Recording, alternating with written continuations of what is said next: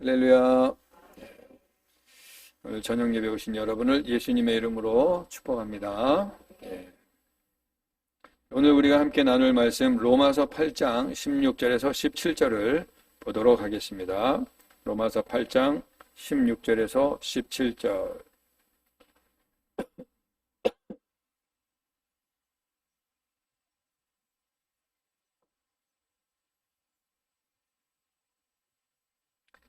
우리 한 목소리로 읽도록 하겠습니다. 시작. 성령이 친히 우리 영과 더불어 우리가 하나님의 자녀인 것을 증언하시나니 자녀면 또한 상속자 곧 하나님의 상속자요 그리스도와 함께한 상속자니 우리가 그와 함께 영광을 받기 위하여 고난도 함께 받아야 할 것이니라. 아멘.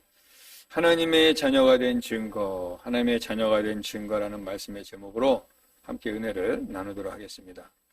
여러분, 우리 보통 다 이렇게 차를 이제 운전들 하시고 차량을 우리가 사용하고 있는데 아무리 좋은 차라도 그냥 타고만 다니면 안 되겠죠.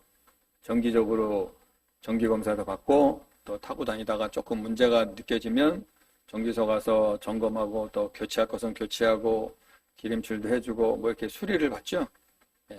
그래서 이 건강한 차량의 상태를 유지하여야 뭐 장거리도 달려도 괜찮고 어디를 가도 문제가 안 되지만 만약에 차량을 관리 안 하고 그냥 타고만 다니면 갈수록 어떻게 될까요? 차가 문제가 되겠죠. 어느 날 길에서 서게 된다는 것입니다. 그리고 그 차를 다 버려야 되는 상황도 되죠. 우리 신앙생활도 저는 그렇다고 생각합니다. 예수님 믿고 구원받고 영생 얻어서 이제 우리가 이 땅에 살면서 거듭나서 정말 천국을 향하여 달려가는 가운데 있는데 그냥 앞만 보고 무조건 달려간다고 될까? 점검이 필요하다고 저는 생각합니다. 우리 믿음을 수시로 점검해 줘야 됩니다. 그래서 수시로 자기 건강을 점검하고 수시로 차량을 점검하고 자기 삶을 점검하는 사람들은 그 삶이 크게 어려움을 당하지 않습니다. 왜? 미리미리 방지했기 때문에. 그러나 전혀 방지 안 하고 있다가 덜커덕 무슨 일 났을 때 열어보면 심각한 상태가 되는 거죠. 그래서 저는 우리의 영적 생활이나 이런 신앙 생활이나 모든 삶의 그 생활이 다 하나님이 이 비슷한 그 시스템으로 이끌어가고 있다고 저는 생각합니다. 오늘 우리가 이 두 구절을 읽었습니다. 여기서 우리 신앙을 좀 점검해 보려고 그래요. 우리가 다 알고 있는 것들이에요. 너무나 잘 아는 것이고 늘 들었던 것이고 그러지만 사실 우리가 늘 우리 신앙을 점검하지 않고 그냥 달려가다 보면은 잃어버린 것들이 많습니다.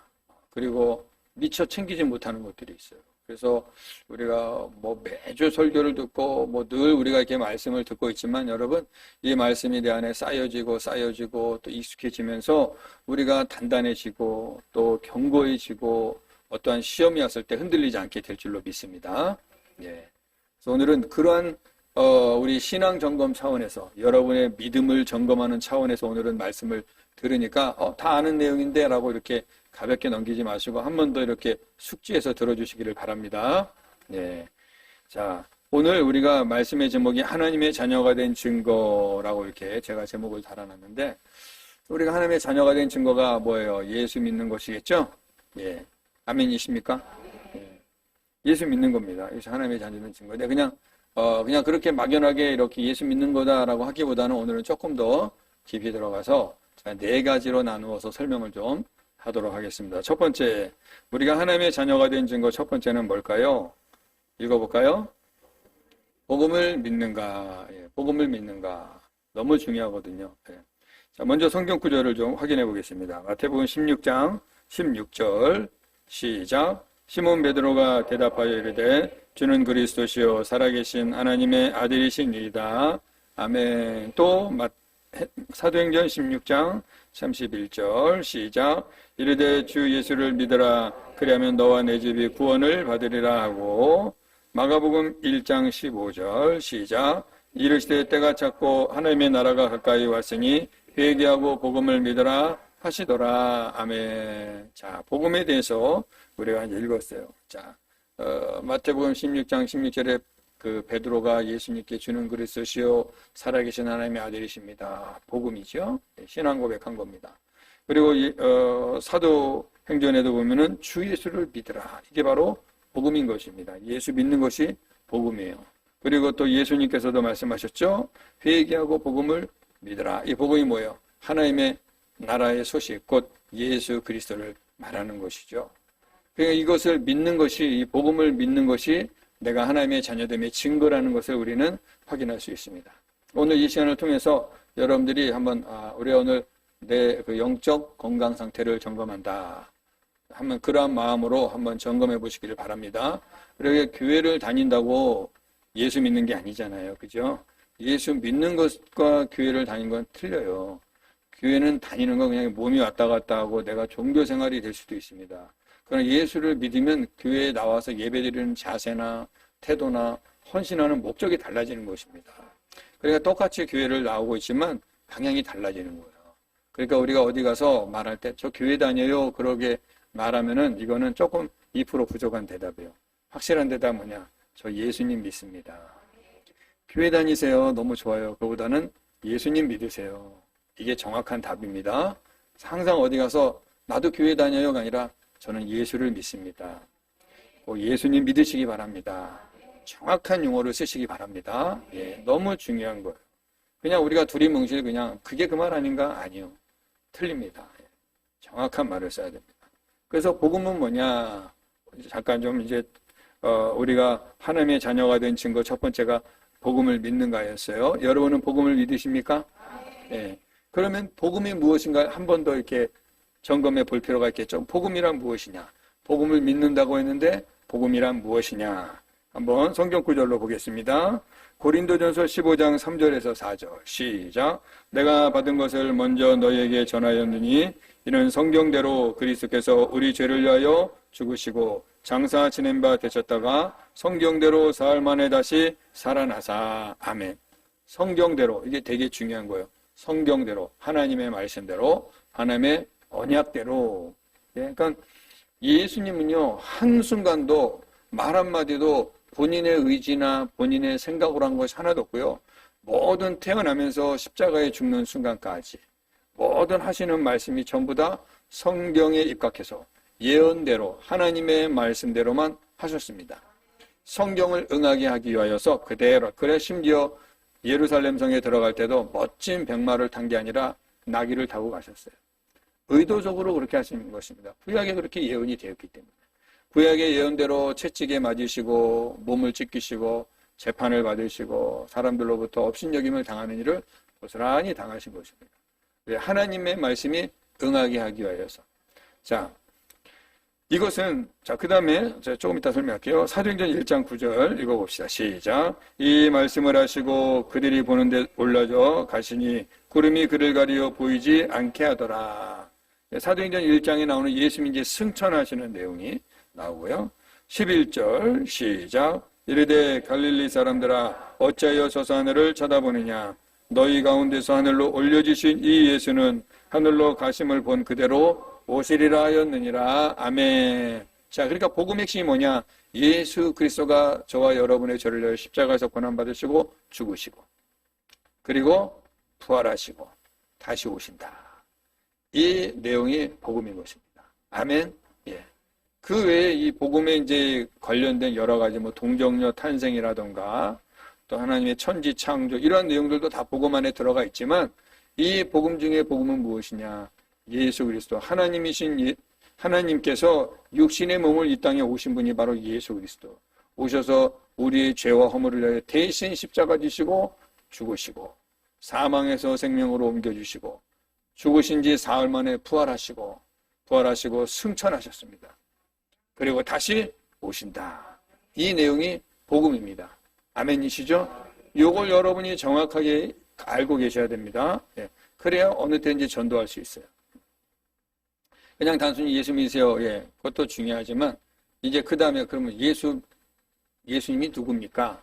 만약에 물어본다면 설명해 줄 수 있어야 되잖아요. 그럼 복음을 믿으세요. 예수를 믿으세요. 그럼 뭡니까? 설명해 줘야 되잖아요. 그죠? 그러면 우리 예수님께서 구약의 예언대로 이 땅에 오셔서 저와 여러분의 죄를 위하여 십자가에서 죽으시고 또 3일 만에 부활하시고 하늘로 승천하시고 다시 오시기로 하셨습니다. 이제 주님 오실 날을 우리는 기다리며 살고 있습니다. 이 세상의 삶이 끝이 아니요 영원한 세상이 있습니다. 그래서 우리 이 땅에 사는 날 동안 예수 믿어야 영생을 얻습니다. 이렇게 복음을 간략하게 짧지만 전해질 수 있으려면 이 복음의 핵심을 우리가 알고 있어야 된다는 것입니다. 항상 준비되어 있어야 되는 거예요. 항상 언제든지 이것을 사용할 수 있도록 준비되어 있어야 된다는 것입니다. 자, 복음이 무엇인가 정리되셨죠? 알고 있지만 다시 한번 정리해 봅니다.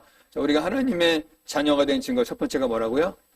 복음을 믿는가? 복음을 믿는가? 중요한 거예요. 두 번째. 두 번째. 자, 회개의 삶이 있는가? 따라해 보세요. 회개의 삶이 있는가? 우리가 하나님의 자녀된 증거 두 번째는요. 회개하는 삶이 있는가예요. 여기 화면에 뜨나요? 안 떴네. 회개하는 삶이 있는가? 자, 우리가 이 예수를 믿고 나면 이제 우리의 삶에서 나올 수밖에 없는 것이 있는데 그것이 바로 회개입니다. 우리가 누군가로부터 선물 받으면 나도 모르게 나가는 말이 뭐죠? 감사합니다. 고맙습니다. 그렇죠. 그 사람 또 만났어. 그러면 어떻게 돼요? 그 감사함이 또 느껴져. 지난번에 주신 거 너무 잘 먹었어요. 너무 잘 쓰고 있습니다. 너무 잘 입고 있어요. 말하게 되겠죠. 볼 때마다 감사가 생각나는 거예요. 우리가 하나님의 은혜를 입었습니다. 이거는 이 세상이 주는 것과는 비교할 수 없는 은혜를 입었기 때문에 우리는 날마다 감사하게 되고요. 또 우리는 날마다 주님 앞에 이 부족한 죄인을 사랑하시고 구원해 주신 은혜에 대해서 회개하게 되는 것입니다. 그럼 회개가 무엇인가 이제 좀 살펴보도록 하겠습니다. 누가복음 13장 3절 시작.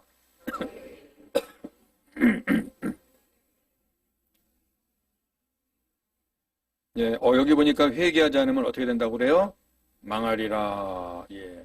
우리가 하나님의 자녀된 증거, 제가 지금 이 네 가지로 정리했는데 사실은 더 방대하고 더 많이 있지만 확 줄여가지고 이제 네 가지로만 정리한 거예요. 자, 예수님이 말씀하신다. 회개하지 않으면 망하리라. 여러분, 회개하지 않으면 망한답니다. 안 망하려면 어떻게 하라는 얘기예요? 회개하라는 거예요. 그 회개가 뭐냐? 예? 회개가, 잠깐, 성경 구절 두 개를 더 읽고 제가 설명할게요. 자, 사도행전 2장 38절. 시작. 베드로가 이르되 너희가 회개하여 각각 예수 그리스도의 이름으로 세례를 받고 죄사함을 받으라. 그리하면 성령을 선물로 받으리니. 아멘. 예, 베드로가 회개하여 예수 이름으로 뭐 하라고 그래요? 세례 받고 죄사함 받아라. 그리고 성령을 받아라. 그러니까 우리가 하나님의 은혜 안으로 들어가는 데 있어서 중요한 그 통로가 무엇이냐? 회개입니다. 여러분, 성령의 기름 부음이 언제 임하는 줄 아세요? 회개 기도할 때 일어납니다. 아멘이십니까? 여러분, 은혜가 내 안에 확 부어질 때 언제 은혜가 일어나는 줄 아세요? 회개 기도할 때. 나는 눈물을 흘리며 가슴을 찢고 통회하는데 막 은혜가 넘쳐버려요. 성령의 기름이 부어집니다. 그래서 회개는 그렇게 중요한 거예요. 그래서 예수님도 이게 얼마나 중요했으면 회개하지 않으면 망한다.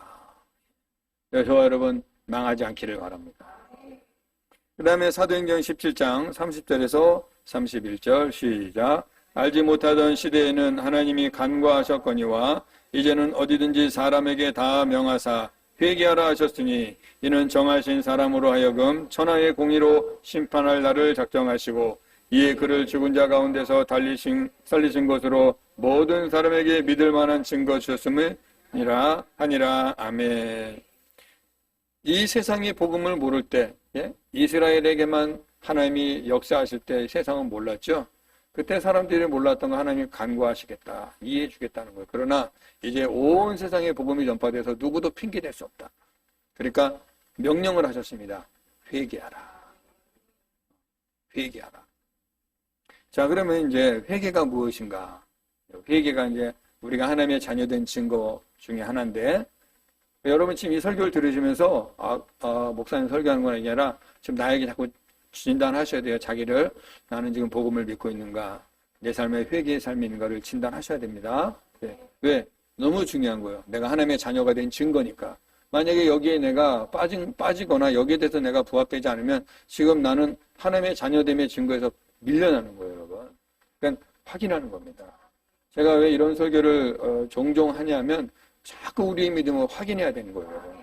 그냥 무조건 운전만 하면 되는 게 아니라 점검하시고 돌아보셔야 이게 오랫동안 가는 겁니다. 우리가 이 땅에 사는 날 동안 이 믿음을 지키려면요, 계속해서 우리의 믿음을 점검하셔야 됩니다. 그렇기 때문에 오늘 제가 점검하는 시간을 갖는 거예요. 그러니까 나는 회개의 삶이 있는가를 돌아보셔야 돼요. 자, 그러면 회개를 왜 해야 되는가? 이제 여기서 우리가 세 구절을 읽었다면 그 회개는 도대체 무엇이냐 좀 보겠습니다. 고린도전서 15장 31절. 찾으셔야 돼요. 제가 여기 방송실에 안 줬어. 고린도전서 15장 31절.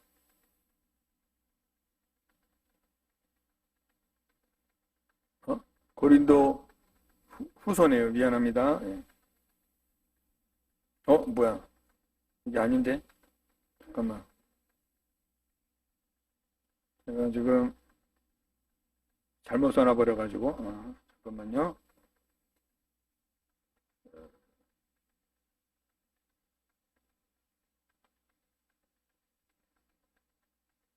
오장인가.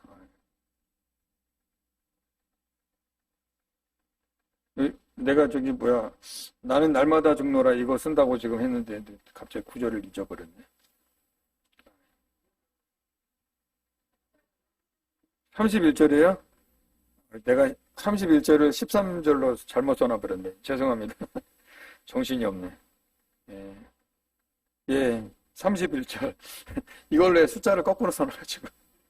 죄송합니다. 우리 한번 읽어볼까요? 시작. 형제들아, 내가 그리스도 예수 우리 주 안에서 가진 바 너희에 대한 나의 자랑을 두고 단언하노니 나는 날마다 죽노라. 아멘. 사도 바울은요, 나는 날마다 죽노라. 예수 그리스도 안에서 나는 날마다 죽노라. 이게 뭐냐면 육신의 정욕, 안목의 정욕, 이생의 자랑을 날마다 죽인다는 거예요. 뭡니까? 회개하는 삶을 산다는 겁니다. 자신의 욕망을 죽이는 거예요. 예, 하나님. 사실 우리 여러분, 저나 여러분이나 예수 믿고 구원받고 지금 영생을 누리고 있고 하나님의 나라를 바라보고 있고 구원받은 백성으로 살지만 우리 여전히 육신을 갖고 있기 때문에 이 육신에 우리의 그 연약함들이 나올 때 있죠. 불끈할 때도 있고 미워할 때도 있고 악한 생각할 때도 있고 하여튼 우리 안에 어떤 죄성들이 드러난단 말입니다. 그러면 여러분, 나는 예수 믿고 구원받을 생각 이런 것들은 다 냅둬버리실랍니까? 그게 아니라는 거예요. 바울도 날마다 자신을 점검하면서 이러한 것들을 죽여나갔다는 거예요. 그래서 나는 날마다 죽노라 이 고백을 하게 된 것입니다. 저 여러분도 날마다 죽어지는 삶이 되시기를 축복합니다. 목숨을 끊으라는 게 아니죠. 이해하시죠? 네, 뭐예요? 육신의 정욕, 이생의 자랑, 안목의 정욕을 죽이려는 거예요. 주님, 내가 여전히 너무나 이 세상 것을 좋아합니다. 이런 것들로부터 끊어주세요. 세상에 대하여 죽게 하시고 하나님에 대하여 산자되게 해주세요. 주님, 여전히 내가 이 분노, 내 안에 이 분노 조절이 안 됩니다. 불끈불끈합니다. 나도 모르게 입에서 욕이 나갑니다. 나도 모르게 거짓말을 쉽게 해버립니다. 이제 이런 것들을 죽여주세요. 나도 모르게 우리 예수님 자랑하지 않고 자꾸 내가 과거에 내가 이런 사람이었네 저런 사람 이런 것만 자랑합니다. 이제 이런 거 다 버리게 해주세요. 사실 아무 쓸모없는 거잖아요. 그죠? 옛날에 우리 여러분 이게 저 예전에 이해 못했어요. 연세 드신 분들이 사진을 안 찍으려고 그래. 왜 안 찍나? 이 재밌는 사진 그랬더니 저도 이제 나이 50이 넘어 보니까 사진 찍기 귀찮아. 찍으면 뭐해? 보지도 않는 거. 잔뜩 찍어놨는데 그날 잔뜩 찍었는데 집에 가서 안 봐요. 그리고 핸드폰 안에 있는 거 싹 다 지워버려요. 안 보니까. 그 옛날에 찍어놨던 사진 앨범들 쫙 있잖아요. 한 번도 안 열어봐요. 한 번도 안 열어봐. 다 지난 일들 안 보게 되더라고요. 그거 볼 시간이 없고 그거 묵상할 시간이 없어요. 그 돌아본다고 뭐 다시 옛날 일이 나에게 돌아오는 것도 아니고 지난 일들에 대해서 우리가 너무 자랑하지 마시기 바랍니다. 중요한 건 지금이에요. 지금 내가 어떤 상태에 있는가? 과거에 내가 잘 나갔습니다. 과거에 내가 좀 이래 좋지요. 여러분. 과거에 다 그런 거는 여러분 이제 매이지 마시고 지금 내가 어떤 상태인가? 지금 나는 주 안에서 기뻐하고 있는가? 지금 나는 예수님과 관계가 잘 가고 있는가? 지금 나는 성령 충만한가? 지금이 중요하지. 나도 옛날에 한때 나도 은혜 받고 성령 충만하고 막 그랬어. 지금은 좀 바빠서 못해. 그러면 안 되잖아요. 지금, 예전엔 좀 부족했지만 지금 내가 은혜 받고 날마다 말씀에 고를 먹고 날마다 은혜 받고 날마다 주님과 동행합니다. 너무 행복합니다. 이 삶이 돼야 되지 않겠습니까? 예. 그거를 위해서 우리는 나의 육신의 정욕, 또 내 육신의 잘못된 성품들 날마다 끊어내야 되는데, 이게 날마다 내가 죽노라. 어떻게? 주님 앞에 나아가서 회개하는 겁니다. 하나님, 내 안에 더러운 것들을 다 성령의 불로 소멸시키시고 예수님의 보혈로 다 씻어주셔서 정결하게 해주세요. 우리 주님을 더 뜨겁게 사랑하게 해주세요. 예수님을 더 많이 사랑하게 해주세요. 이러한 기도로 나아가야 된다는 것입니다. 이것이 바로 회개다라고 말하고 있습니다. 그래서 우리가 복음을 믿고 나면 반드시 회개를 하게 되는 것입니다. 회개 없는 신앙생활은요, 반쪽짜리 신앙생활이에요. 아이러니하게도요, 교회 안에 회개 안 하면서 신앙생활하는 분들이 있습니다. 근데 그거 왜 그러느냐? 요거 제가 딱 짚어드릴게요. 잘 들어보세요. 자신들이 뭘 회개해야 될지 몰라서 회개하나. 제가 이렇게 사람들을 대해보면서 이런 회개에 대해서 아니, 뭘 회개해야 되는 거예요? 나 요즘에 예수 믿고 죄도 안 짓고 사는데, 나 예수 믿은 대로 거짓말 안 해요. 사기도 안 치고 폭력도 안 쓰고 나 나쁜 짓도 안 해요. 근데 뭘 회개해요? 그러니까 이 사람의 회개의 개념은 도덕 윤리 안에 갇혀 있습니다. 그거 안 하면 회개 아니라고. 회개할 필요가 없다는 거예요. 그리고 이런 분들도 있어요. 아니, 예수 믿으면 과거와 현재 미래 제가 다 용서받았다며, 나 예수 영접하고 내가 죄인이다 고백했으면 다 용서받았다며 하면서 원죄에 머물러 버려요. 원죄에 머물러요. 그래서 이게 틀린 말은 아닙니다. 우리가 예수 믿고 나면은 과거, 현재, 미래 우리 모든 삶의 죄가 다 하나님의 용서해 주십니다. 근데 이거는 여러분 원죄에 해당해요. 원죄. 아담으로부터 우리에게 주어진 그 원죄. 모든 우리 인생의 죄를 용서해 줘. 그러나 우리에겐 자범죄가 있습니다. 그래서 예수님께서 제자들의 발을 씻겨줄 때 베드로가 그러죠. 주님, 내 온몸을 씻어주세요. 그때 예수님 뭐랄까? 이미 다 씻은 자는 더 씻을 필요 없고 뭐래? 발만 씻는다. 뭐예요? 발은 날마다 일상생활 하지 않습니까? 날마다 먼지와 때가 묻죠. 그러니까 어떻게 매일 씻어줘야 돼요. 우리 원죄가 해결되었습니다. 예수 믿음으로 우리 정말 과거, 현재, 미래의 모든 죄가 용서받았습니다. 아멘이십니까? 원죄는 해결됐어요. 그런데 그 원죄 해결됐다고 이제 그러면 나는 그냥 이 땅에 사는 동안 평생 동안 이제 죄 지어도 나는 원죄가 해결됐으니까 과거, 현재, 미래 죄가 다 됐으니까 내가 죄를 져도 나는 용서받는다, 천국 간다. 틀린 말은 아닌데 100% 맞는 말이 아니라는 거예요. 여기에 우리가 조심스러운 게 있어요. 날마다 우리의 죄를 회개하라는 것입니다. 그래서 사도 바울이 그 고백하는 거 아닙니까? 나는 날마다 준 거야. 여기에 사람들이 빠져버리는 거예요. 그래서 예수 믿으면서 아주 무모한 담대함이 생겨버린 것입니다. 나는 예수 믿으니까 죄 져도 천국 간다. 하나님이 다 용서해 주신다. 그냥 퉁쳐버리는 거예요. 그것이 아닙니다. 날마다 우리는 회개해야 됩니다. 제가 종종 여러분이 예를 들어서 설명해 드리잖아요. 아기가 엄마를 통해서 이 땅에 출산하게 되면 사람입니다. 그러나 사람, 우리가 구원받았어요. 구원받은 이후의 삶이라는 게 있단 말입니다. 구원받았습니다 하고 스톱이 아니라 구원받은 이후의 삶이 우리에게 남아있어요. 그래서 우리가 구원받고 나서 우리가 이 시간의 삶을 살아가고 있잖아요. 이 시간 동안 뭐예요? 성화되어져 가는 거예요. 우리에게 주신 그 구원의 은혜를, 구원의 열매들을 맺어가면서 구원이 구원되도록 그 구원의 은혜를 하나님 앞에 더 영광으로 드러내고 우리의 구원받음을 많은 사람 앞에 선전하고 선포함으로 말미암아 하나님의 살아계심을 증거하고 복음을 증거하고 예수를 증거하라고 우리의 삶이 변화되어져 가는 것입니다. 그런데 구원받았다고 딱 해놓고 그 자리에 멈춰서 어떠한 죄를 져도 난 천국 간다고 더 이상 회개가 없다면 그것은 스스로를 지금 무덤 속으로 들여보내는 겁니다. 이해가 되십니까, 여러분? 그래서 우리는 날마다 회개해야 됩니다. 회개의 삶이 날마다 있을 때 어떤 일이 일어나느냐? 우리 안에 거룩한 영이 임합니다. 성령이 역사합니다. 여러분 잘 생각해 보세요. 회개하지 않고 신앙생활하는 사람 중에 성령 받은 사람 본 적 있습니까? 한번 잘 생각해 보세요. 회개 생활 전혀 없이 그저 교회 오면 그냥 내 어떤 소원 빌고 목적을 빌고 그 기도하고 자기에 대한 회개가 철저히 없는 사람이 성령 받는 거 본 적 있냐 말이에요. 저는 못 봤습니다. 그러나 철저하게 회개할 때 성령이 임하시고 그 성령이 나의 삶을 이끌어 가시고 나의 삶의 열매를 맺게 해주시고 하나님과의 관계가 더 깊어지게 되더라 말입니다. 그래서 우리는 회개해야 되는 거예요. 그래서 내가 하나님의 자녀가 된 증거 두 번째는 뭐냐? 회개의 삶이 있는가? 그래서 여러분, 제가 우리 성도님들께 부탁드립니다. 쉽게 나는 회개할 게 없어 이런 말 하지 마세요. 이거는 자기가 스스로 미련하다는 것을 고백하는 겁니다. 미련한 거예요.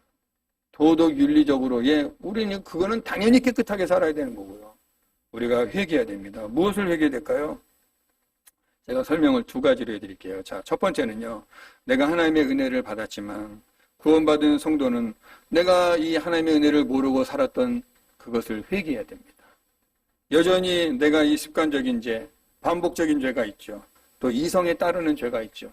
우리 이성이 살아있으니까 생각도 하고 느낌도 있으니까 이러한 죄가 끊임없이 우리에게 공격해 들어올 때 이러한 것들을 주님께 회개해야 된단 말입니다. 회개라는 것은 단순하게 잘못했어요 용서해 주세요 그 차원이 아니에요. 여러분, 회개라는 것은 죄를 씻어내는 것입니다. 돌이키는 것입니다. 내가 가던 길을 돌이키는 거예요. 내가 이렇게 살던 삶을, 잘못 살던 삶을 돌이켜서 올바르게 우리 주님이 기뻐하시는 삶으로 바꿔가는 삶이 바로 회개의 삶입니다. 그러니까 단순하게 잘못했어요 용서해 주세요 개념으로 알고 있다 보니까 내가 지금 잘못한 거 없는데 뭘 회개하라는 거야? 이렇게 이해가 되는 거예요. 그것이 아니고 우리 삶 자체가 하나님 보시기에 합당할 수 있도록, 그리고 내가 하나님의 뜻대로 살지 못하고 있는 그런 어떤 것들, 여전히 내 몸에 배어있는 어떤 반복적인 것들, 내 안에 있는 어떤 그 해결되지 않는 상처, 분노, 미움, 그 파괴된 관계들 여전히 품고 사는 내 모습을 회개해야 된단 말입니다. 예수 믿으면서도 용서 안 한 사람이 있거든요. 절대 내가 이건 용서 못해 하면서 예수 믿어요. 그거 아직 해결 안 된 거예요. 그거 회개하라는 얘기입니다. 예수 믿으면서 여전히 돈 관계 깨끗하지 않은 분들이 있어요. 이거 회개하란 말입니다. 고치란 얘기예요. 예수 믿으면서 습관적인 거짓말이 나오는 분들이 있습니다. 회개하라는 거예요. 겉과 속이 다른 모습으로 행동하는 거 회개하라는 거예요. 반복적이고 습관적이고 이성적으로 나오는 그런 모든 죄악들 회개. 우리 그게 얼마나 많이 나옵니까? 날마다 이 죄를 씻어내기 우리가 얼마나 바쁩니까? 그래서 우리는 하루를 살면서 순간순간 회개하고 하루를 마무리하면서 하나님 오늘 하루 내가 지내면서 혹이나 나의 말 때문에 누가 아픈 사람 없었습니까? 상처받은 사람 없었습니까? 혹이나 나의 행동 하나가 누군가에게 마음에 시험이 되지 않았습니까? 혹 그런 것이 마음에 딱 걸리면 회개하라 말이에요.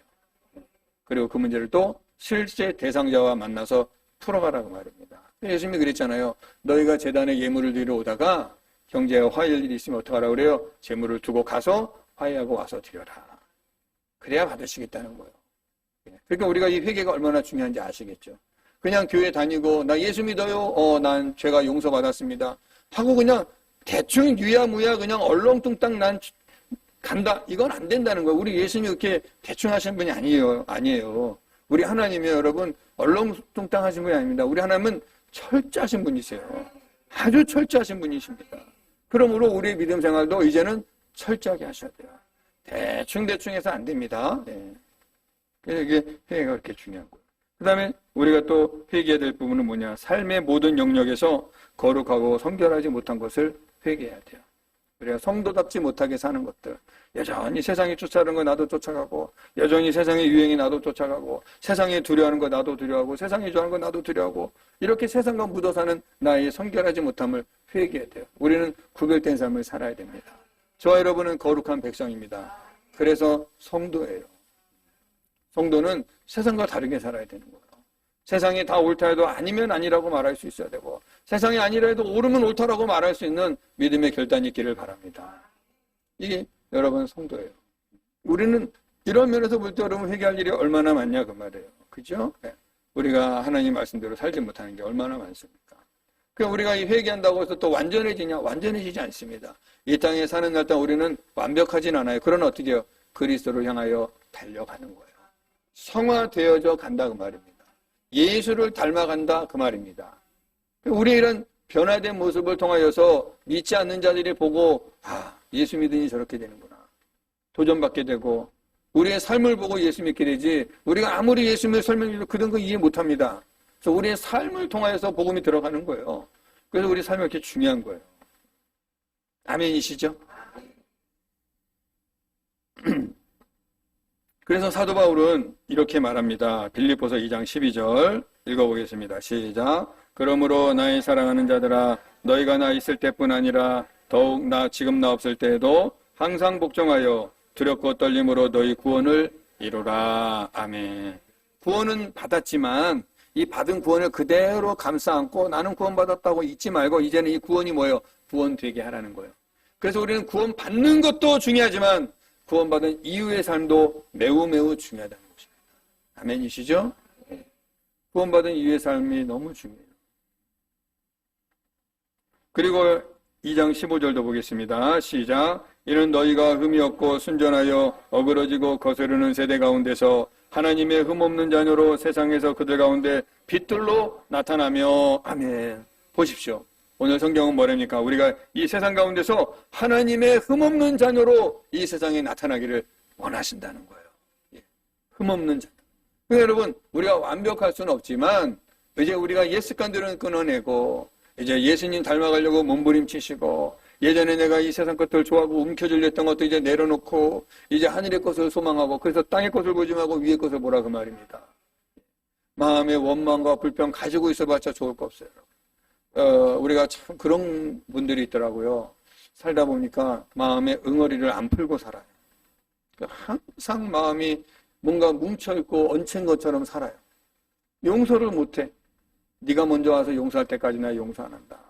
근데 우리가 예수 믿으면 세상이 이제 바뀌어버려요. 예수 믿기 전에는 너가 먼저 내게 와서 용서를 구해라는데 예수 믿으면 내가 먼저 가는 겁니다. 할렐루야. 이것은 왜 그러냐? 성경적이에요. 우리 하나님이 먼저 우리를 찾아오셨습니다. 죄인인 우리가 먼저 가서 주님 우리가 잘못했으니 용서해 주세요 한 적 한 번도 없어요. 하나님이 우리를 먼저 찾아오셔서 화해의 손을 내미신 것입니다. 그러므로 우리도 그렇게 살아야 되는 거예요. 그래서 사랑하는 성도 여러분, 혹이나 여러분 가운데 원망하거나 미워하거나 용서 못할 어떤 관계가 있습니까? 여러분 그거 붙잡고 있어봤자 아무 유익이 없습니다. 도리어 내 몸에 암만 생겨요. 내 몸에 병만 생깁니다. 이게 이런 일은요, 잘 있다가 갑자기 비 오는 날 성질나 버려. 그런 일이 막 생각나. 어디 테레 보다가 그 비싼 거 산 거, 내가 그때 그 인간 내가 그거 이렇게 생각하고 내가 받을 돈 있는데 왜 안 주나? 빨리 주세요. 이렇게 되는 거예요. 이런 것들 있잖아요. 용서 안 되는 것들. 또 우리가 어른이 다 성인이 되었지만 과거에 부모로부터 받은 상처들, 부모 용서 못하고 여전히 갖고 여러분 예수의 이름으로 용서하시기 바랍니다. 사랑하시기 바랍니다. 찾아가시기 바랍니다. 풀어버리시기 바랍니다. 그래야 내가 살아요. 여러분 살기 위해서 용서하시기 바랍니다. 용서는 그거 내가 용서 그 사람이 나한테 먼저 와서 무릎 꿇고 사과한다고 내가 될 것도 없어요. 먼저 용서하는 자가 이기는 자입니다. 우리 예수님 그걸 가르쳐 주신 거예요. 그래서 우리가 이 세상에서 흠없는 자녀로 살기를 주님은 원하신다. 그 다음에 빌립보서 2장 16절 보겠습니다. 시작. 생명의 말씀을 밝혀 나의 다름질이 헛되지 아니하고 수고도 헛되지 아니함은 그리스도의 날에 내가 자랑할 것이 있게 하려 함이라. 바울이 전한 이 복음, 바울이 전한 이 하나님의 말씀이 헛되지 않도록 사랑하는 성도들이여 이것이 헛되지 않도록 이 말씀이 헛되지 않도록 살아가라 그 말입니다. 우리 하나님이 저와 여러분에서 흘리신 은혜가 무엇입니까? 예수의 피, 그 은혜, 하늘 영광 보좌 버리신 그 은혜. 우리가 그 은혜 입었는데 우리의 삶이 머리로 나는데 우리가 삶으로 못 따라간다면 헛되게 되는 거예요. 그러니까 이제는 우리가 좀 사실 여러분 저도 저를 생각해봐. 우리 성도님들은 힘드시겠다. 목사가 너무 이렇게 막 꽉 짜는 설교를 많이 해서 힘드시겠다. 저도 그 생각해요. 얼마나 힘드실까 이거 들으면. 자유롭지 못하고. 그런데 여러분 우리가 이 부분을 명확하게 해결하지 않고 신앙생활하면 그냥 유야무야 얼렁뚱땅 지나가면요 마지막 날 주님 앞에 다 야단맞습니다. 우리가 이 땅에 사는 날 동안 성경은요 우리가 하나님의 자녀답게 살기를 요구하세요. 쉽지 않습니다. 여러분 예수 믿는 것이 쉬운 것 같지만 또 쉽지도 않아요. 왜? 나를 버려야 되니까, 나를 끊어야 되니까, 나를 죽여야 되니까 쉽지 않습니다. 그런데 이 말씀에 전폭적으로 순종해버리면 또 이렇게 쉬운 신앙생활이 없어요. 할렐루야. 이해하시기를 바랍니다. 깨달으시기 바랍니다. 예. 그러니까 내가 완전히 주님께 순종하기로 결정해버리고 따라가면 쉬워요. 근데 어중간히 힘주고 살아가면 너무너무 힘든 게 신앙생활이에요. 하나님 말씀을 따르자니 자존심 상하고 잃어버릴 것 같고, 안 따르자니 주님은 계속 나에게 요구하시고 힘들어요. 그러니까 둘 중에 하나예요. 내가 주님 앞에서 다 죽어버리면 속편합니다. 주님이 일하십니다. 그리고 세 번째, 내가 하나님의 자녀된 증거 세 번째는 복음을 고백하고 있는가, 시인하고 있는가, 인정하고 있는가, 그것이. 자, 성경을 보겠습니다. 마태복음 10장 32절에서 33절. 시작.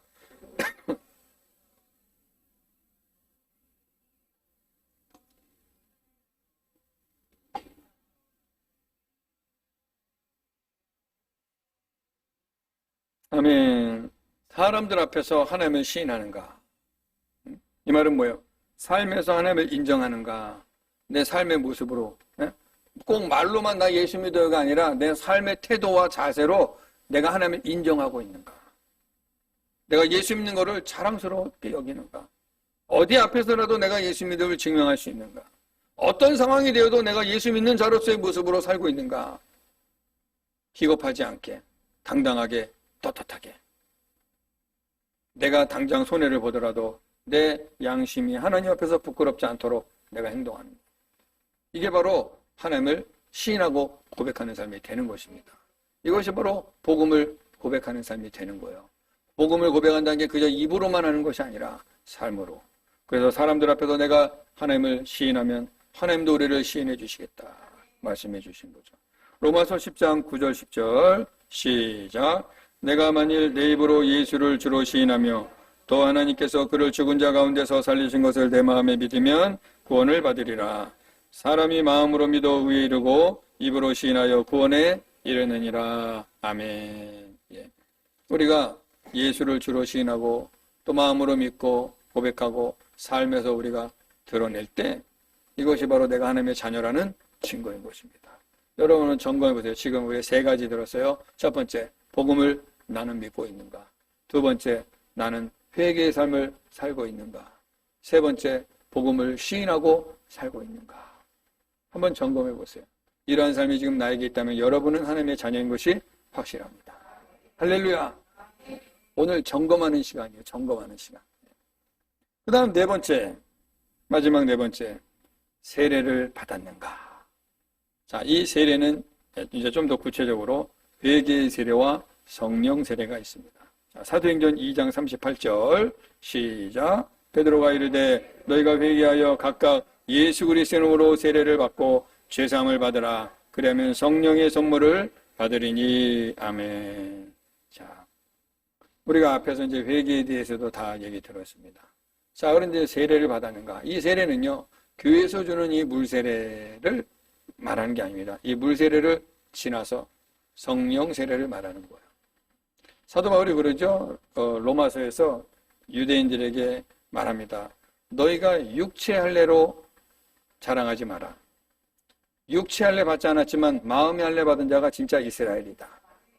그러나 마음의 할례 못 받고 육체 할례 받은 너희들은 이방인과 같다라고 말했거든요. 그러니까 중요한 건 뭐예요? 심령의 변화입니다.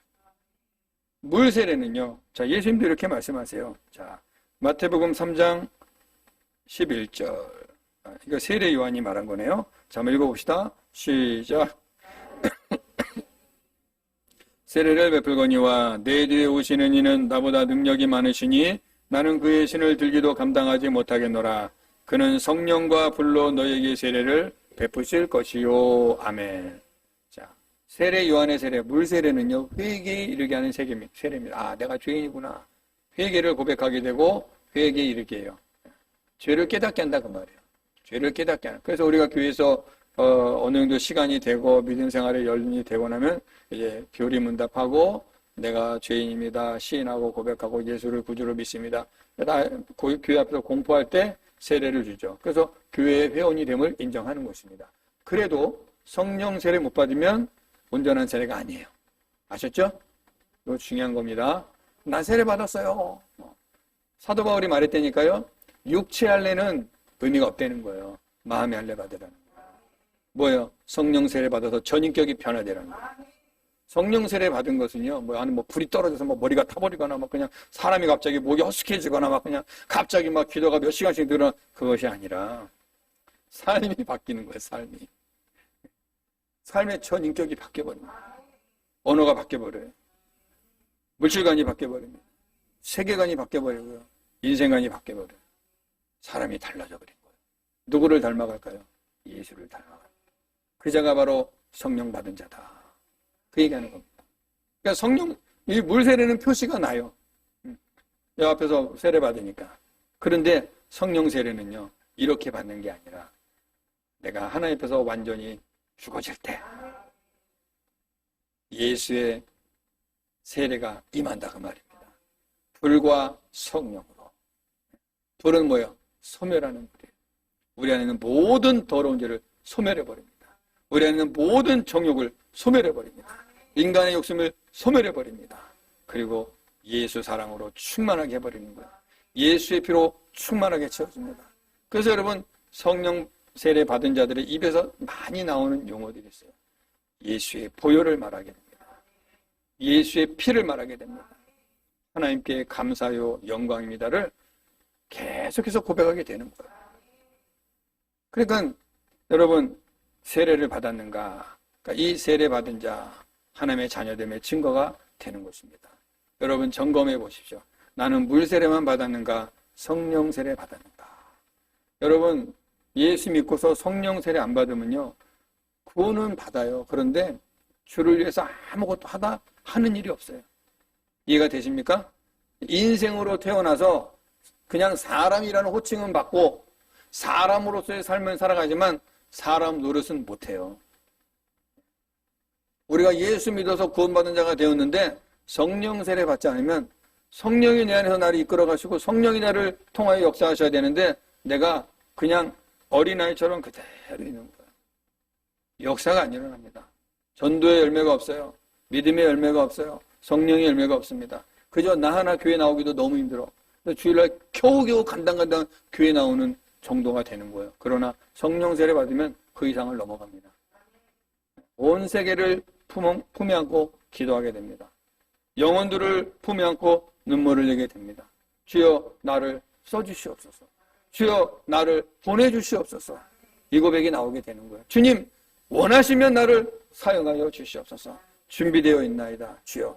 이렇게 고백하는 거예요. 그러니까 항상 주님이 나를 쓰시게 하기 위해서 내가 어떻게 될까요? 나 자신을 정결하게 하는 거예요. 주님이 우리를 정결한 자를 쓰시거든요. 아무리 금그릇이라 할지라도 더러우면 안 쓰세요. 아무리 세상에서 뛰어난 자라 할지라도 더러우면 쓰지 않습니다. 그러나 질그릇이요 나무그릇이라 할지라도 깨끗한 자를 쓰십니다. 저 여러분 성령 받은 자는 깨끗하게 될 줄로 믿습니다. 영이 깨끗해지는 거예요. 영만 깨끗합니까? 우리 모든 존재에 드러나는 결과는요, 영으로부터 시작되거든요. 영이 깨끗해야 돼요. 그러면 우리 삶이 깨끗해집니다. 우리 혼이 깨끗해지고 육이 깨끗해지는 것입니다. 그래서 영이 깨끗해야 돼요. 영이 깨끗해지려면 여러분 성령 받지 않고는 안 되는 거예요. 성령이 내 안에서 끊임없이 역사하십니다. 그래서 여러분 성령을 사모하시기 바랍니다. 그래서 우리가 예수 믿고 나서 우리의 기도 제목 중에 가장 포인트가 뭐냐? 성령 충만을 기도하셔야 됩니다.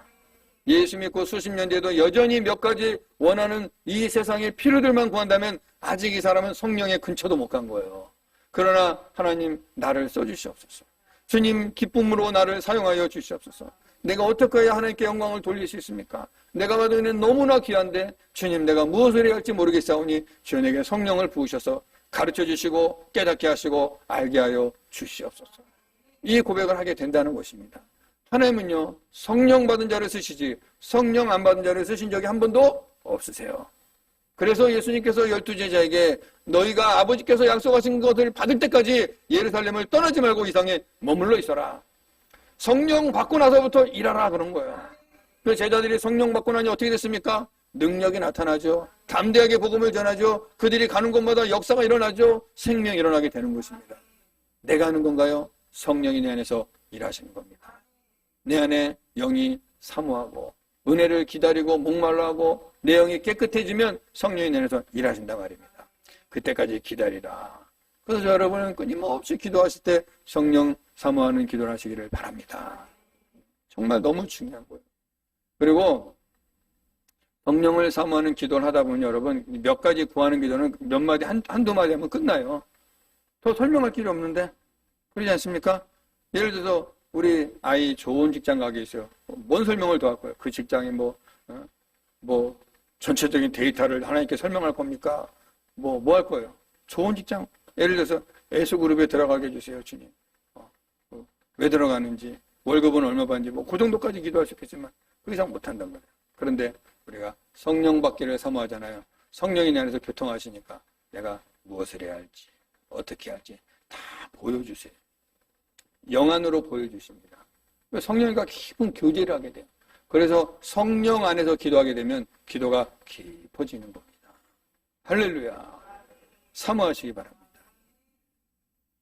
그래서 세례는 두 가지가 있다는 것 꼭 기억하셔야 돼요. 물세례, 회개에 이르게 하는 세례가 있고, 성령 세례, 우리 전인격을 변화시키는 것, 온전한 세례가 된다는 것입니다. 말씀을 우리가 좀 정리해 가보죠. 우리가 성령의 충만함을 갈망하고 성령의 능력을 사모하는 삶을 살아야 될 줄로 믿습니다. 자, 하나님의 자녀됨의 증거 4가지 있어요. 자, 첫 번째 뭡니까? 복음을 믿는가. 두 번째, 회개의 삶이 있는가. 세 번째, 복음을 고백하는가. 네 번째, 세례를 받았는가. 무슨 세례? 회개의 세례, 성령 세례. 회개의 세례는 당연히 받아야죠. 그러나 성령 세례는 여러분 이 땅에 사는 우리 모든 성도들이 반드시 받아야 될 것입니다. 그래야 하나님의 나라를 알게 되는 거예요. 그래야 주님의 일을 할 수 있습니다. 여러분 참 우리가 기왕에 예수 믿었는데 그저 구원받고 그냥 천국 갈 때까지 이 땅에서 그냥 그 기나긴 시간을 그냥 겨우겨우 그냥 교회 다니다가 천국 갈랍니까? 아니면 이 기나긴 시간을 주를 위해서 멋지게 쓰임받다 가실랍니까? 그렇죠. 멋지게 쓰임받으셔야죠. 멋지게 쓰임받으세요. 주를 위해서 한번 기도해 보세요, 여러분. 내가 뭐 할 수 있습니까, 주님? 한번 기도해 보세요. 그러면 성령님이 가르쳐 주세요. 제가 한 몇 주 전에 말씀했잖아요. 어떤 장로님과 권사님, 영어의 ABCD도 모르는 분들이 인도로 오셨더라니까. 그냥 자기네가 하는 건 기도다. 그래서 그 땅 가서 기도하겠다고 온 거예요. 그 사명을 가지고. 그렇게라도 할 수 있다고요. 그렇다고 가라는 얘기는 아니니까 또 갑자기 어디 가신다고는 하지 마시고. 그런 일도 있다라는 거 제가 말씀드리는 거예요. 혹 진짜로 그런 분이 있으면 얼마나 좋습니까? 어쨌든 여러분 우리가 어떻게 하면 주님을 기쁘시게 될까? 이것이 우리의 소원이 되시기를 바랍니다. 마지막 하나를 더 우리가 점검하고 지나가겠습니다. 자, 이렇게 우리가 하나님의 자녀된 자들은 오늘 본문 17절에 보니까 하나님의 상속자다. 그런데 고난도 함께 받아야 된다라고 말합니다. 여러분 우리가 하나님의 자녀가 되면 만사 형통이 되면 좋겠지만 그러지 않습니다. 어려운 일이 와요. 자, 성경을 찾아보겠습니다. 야고보서 1장 2절 시작. 내 형제들아 너희가 여러 가지 시험을 당하거든 온전히 기쁘게 여기라. 3절 이는 너희 믿음의 시련이 인내를 만들어내는 줄 너희가 알미라. 아멘. 우리가 예수 믿고 하나님의 자녀가 되잖아요. 그러면 하나님이 우리의 삶을 인도해 주십니다. 그런데 여러분 반드시 우리에게 시험이 옵니다. 예수 믿기 때문에 오는 시험들이 있어요. 예전에는 세상과 타협하고 사니까 세상하고 부딪히지 않습니다. 적당히 눈 감아주고 적당히 사니까. 근데 내가 예수님 믿으니까 이제 타협이 안 돼요. 아닌 것은 아니고 긴 것은 긴 거다 보니까 부딪히게 됩니다. 손해도 보게 됩니다. 오해도 받게 됩니다. 사람들로부터 외면도 당합니다. 이거 두려워하지 마시기 바랍니다. 이런 일이 찾아오면 어떻게 하라고 그래요? 기쁘게 여기라. 내가 예수 믿다는 증거구나. 내가 예수 믿고 있다는 증거구나 하면서 도리어 기뻐하라는 것입니다. 왜? 이러한 시험이 어떻게 한다고 그래요? 우리의 믿음의 시련을 인내로 만들어낸다는 것입니다. 인내하는 신앙이 되게 해준다는 거예요. 한 군데 더 보죠. 골로새서 1장 24절 시작. 나는 이제 너희를 위하여 받은 괴로움을 기뻐하고 그리스도의 남은 고난을 그의 몸된 교회를 위하여 내 육체에 채우노라. 아멘. 그리스도께서 우리 이 땅에 있는 교회들에게 남은 고난을 주고 가셨습니다. 복음을 믿고 살다 받을 고난, 예수 믿기 때문에 당하는 고난. 그래서 예수님이 말씀하셔 너희가 세상에서 환난을 당하거든 담대하라. 내가 세상을 이겼노라. 반드시 세상은 예수 믿는 자들을 공격하게 되어 있는 것입니다. 그럴 때 여러분 두려워하지 말라는 거예요. 왜? 우리가 예수 믿는다는 증거가 바로 이 고난이기 때문입니다. 여러분이 예수 믿으면서도 세상과 너무나 사이좋게 지내면 문제 있는 거예요. 너무 세상하고 잘 이렇게 죽이 잘 맞으면 문제가 있는 거예요. 내가 적당히 눈 감아주고 적당히 섞이고 있다는 겁니다. 그러나 아닌 것은 아닌 것. 분명하게 복음 따라 살다 보면 부딪히게 돼 있고 가져가고도 부딪히게 돼 있습니다. 그러나 이것을 기쁘게 여기라. 내가 예수 믿는 증거다라는 것입니다. 그러므로 잊지 마십시오. 우리가 예수 믿으면 하나님의 복도 받지만 이 세상으로부터 고난도 받는다는 사실을 잊지 마셔서 오늘 여러분 내가 하나님의 자녀됨의 증거 4가지 꼭 기억하시고 자기를 점검해 보시고 내가 부족한 부분이 있으면 하나님 오늘 말씀 듣다 보니 이 부분이 내가 지금 부족합니다. 내가 이 부분을 지금 온전히 살지 못하고 있사오니 이제는 아버지 여기에 부합한 삶을 살 수 있도록 나를 이끌어 주시옵소서. 내가 내 욕심을 버리겠습니다. 내가 내 자아를 내려놓겠습니다. 이제 하나님의 자녀된 증거를 가지고 담대하게 살아갈 수 있도록 나를 이끌어 달라고 여러분 그러한 기도가 여러분에게 있기를 예수님의 이름으로 축복합니다. 오늘 말씀이 이해가 되십니까? 정리가 좀 되셨습니까? 예, 우리 시간 함께 기도하겠습니다.